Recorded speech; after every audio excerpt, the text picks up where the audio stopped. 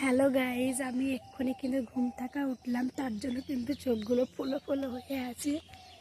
দেখো আজকে কিন্তু আমাদের এই দেখো কলা গাছ, এটা কিন্তু আমাদের নয়, আমি বেড়াতে এসেছি আমার ভাবির গ্রাম।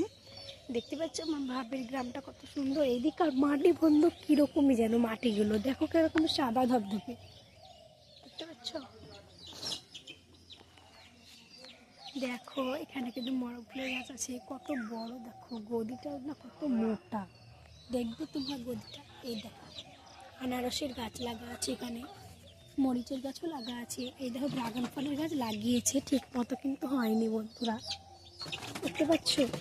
একটা পুকুরও আছে পাশে, এই দেখতে পাচ্ছ কত মরক ফুলের গাছ। আমার কিন্তু খুব ভালো লাগছে এখানে থাকতে, আমাকে মনে হচ্ছে যে 1 মাস থেকে যায় এখানে। অনেক ভালো লাগছে। তোমাদেরকে যদি ভালো লাগে তো কমেন্টে জানাবে। বাই।